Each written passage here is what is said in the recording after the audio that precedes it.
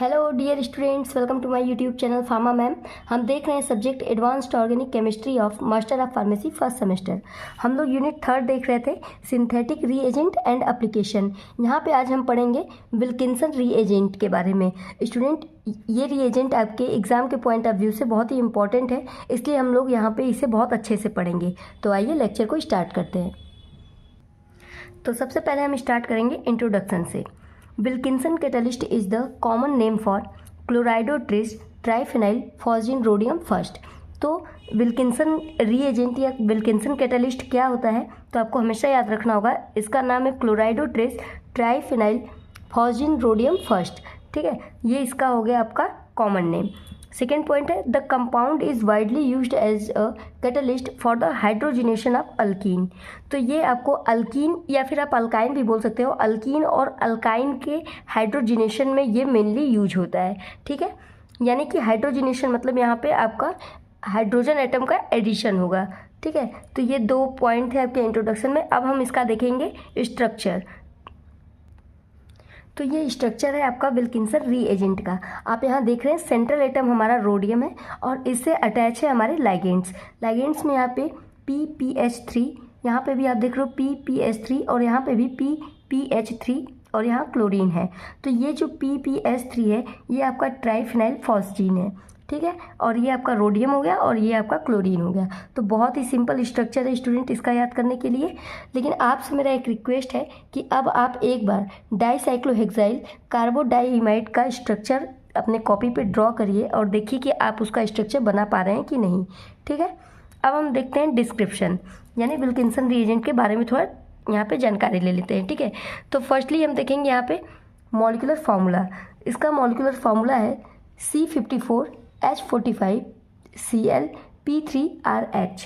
ठीक है, retain H, अगर इसको सिंप्लीफाई करके हम लिखना चाहें तो हम लिखेंगे RHCl ब्रैकेट में PPH3 का होल थ्राइस। ठीक है, इसका अपीयरेंस रेड एंड ब्राउन, मतलब हल्का ब्राउन या रेडिश कलर में होता है। मेल्टिंग पॉइंट इसका है 518 to 523 केल्विन, इसका मेल्टिंग पॉइंट होता है। सॉल्युबिलिटी की यदि बात करें तो सॉल्युबल इन बेंजीन एंड टेट्राहाइड्रोफ्यूरान। तो ये बेंजीन और टेट्राहाइड्रोफ्यूरान में सॉल्युबल होता है, जबकि वाटर में ये इनसॉल्युबल होता है। ठीक है, तो ये इसके डिस्क्रिप्शन हो गए। अब हम देखेंगे मेथड ऑफ प्रिपरेशन। तो विल्किंसन रीएजेंट को बनाने के लिए हम यहाँ पे मेथड देखेंगे। यही आपका मोस्ट कॉमन मेथड है। बोल रहा है reacting hydrated rhodium third chloride with an excess of triphenyl phosgene in the presence refluxing ethanol। It means कि हमें अगर विल्किंसन रीएजेंट यदि बनाना है तो सबसे पहले हम लेंगे हाइड्रेटेड रोडियम क्लोराइड लेंगे और उसको ट्रीट कराते हैं ट्राइफेनाइल फॉस्जीन से। ठीक है, तो ये हमारा देखिए यहाँ पे हो गया RHCl3 वाटर का होल थ्राइस। ये आपका हाइड्रेटेड रोडियम क्लोराइड है। इसको हमने रिएक्ट कराया ट्राइफेनाइल फॉस्जीन से, जिससे ये आफ्टर द रिएक्शन हमें यहाँ पे विल्किंसन रीएजेंट दे देता है। ठीक है, तो ये हमारा विल्किंसन रीएजेंट का फॉर्मूला हो गया, ये मिल गया, और बाकी यहाँ पे चीज़ें बाई प्रोडक्ट की तरीके से निकल जाएंगी। तो बहुत ही सिंपल मेथड है और बहुत ही कॉमन मेथड है स्टूडेंट। अब हम देखते हैं एप्लीकेशन, यानी कहाँ पे हमारा विल्किंसन रीएजेंट का यूज होता है। तो फर्स्ट एप्लीकेशन है डीकार्बोनाइलेशन ऑफ एल्डिहाइड, यानी decarbonylation of aldehyde in the sense कि एल्डिहाइड हमारा, आप जानते हैं एल्डिहाइड ग्रुप यही होता है। ठीक है, ये एल्डिहाइड ग्रुप है। तो डीकार्बोनाइलेशन मतलब होता है कि जो कार्बोनिल ग्रुप है उसका बाहर निकल जाना। डी मतलब रिमूव हो जाना। कार्बोनिल ग्रुप यहाँ से रिमूव हो जाएगा, तो कार्बोनिल ग्रुप इसी को बोलते हैं कार्बन डबल बॉन्ड O को। ठीक है, तो यहाँ से आप देखेंगे कि अगर हमारे पास कोई एल्डिहाइड है तो यहाँ से हम इस कार्बोनिल ग्रुप को बाहर निकाल देंगे। ठीक है, तो हमने यहाँ पे रिएक्शन भी आपको दिखाया है। ये हमारा एल्डिहाइड था RC≡OH। इसको जब हमने रिएक्ट कराया विल्किंसन कैटलिस्ट से, ठीक है, ये यहाँ पे लाइगेंड है। लाइगेंड आप जानते हैं, लाइगेंड में PPH3 यहाँ पे आपको रखना है इस प्लेस पे।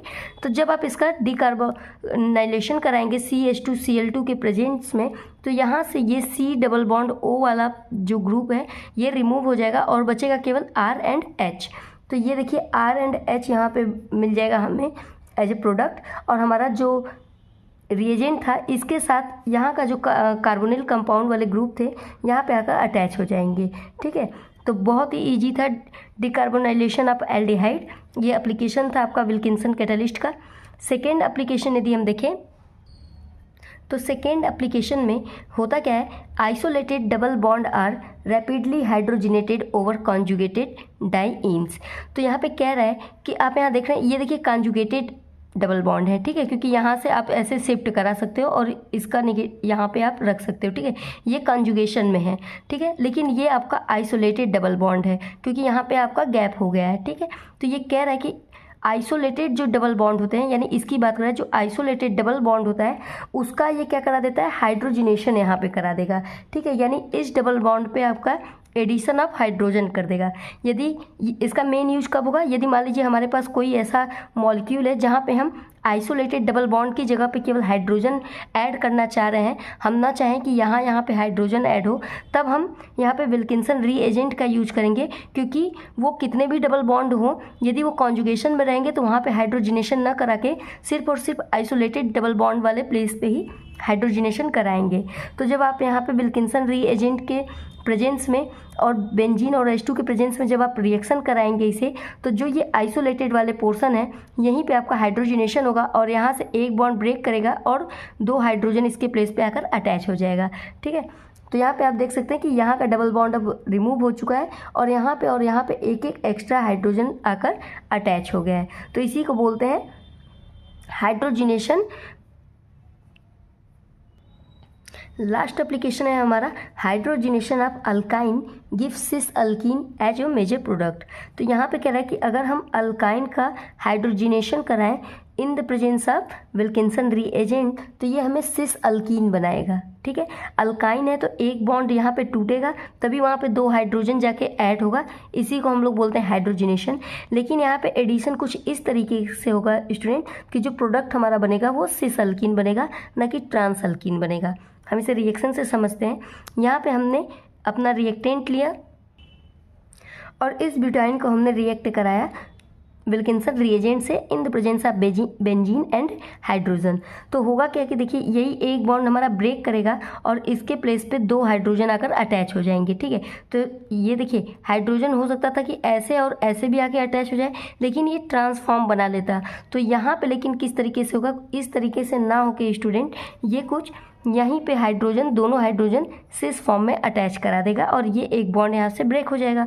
तो यही इसका है कि ये अल्काइन का हाइड्रोजिनेशन कराता है, लेकिन जो हमें प्रोडक्ट मिलता है वो सिस अल्कीन मिलेगा, ठीक है। तो ये सिस फॉर्म ऑफ अल्कीन यहाँ पे एज ए प्रोडक्ट हमें मिल जाएगा। तो आइए अब इनका स्क्रीनशॉट ले लेते हैं। पेज नंबर 1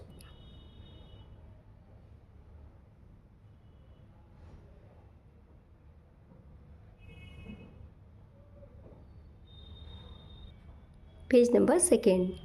तो होप स्टूडेंट कि आपको लेक्चर अच्छे से समझ में आया होगा, कोई डाउट नहीं होगा आपको। तो बस आप ऐसे ही मुझे सपोर्ट करते रहिए, आपका सपोर्ट मेरे लिए मोटिवेशन है। मिलते हैं नेक्स्ट लेक्चर में। Thank you so much, tata bye bye.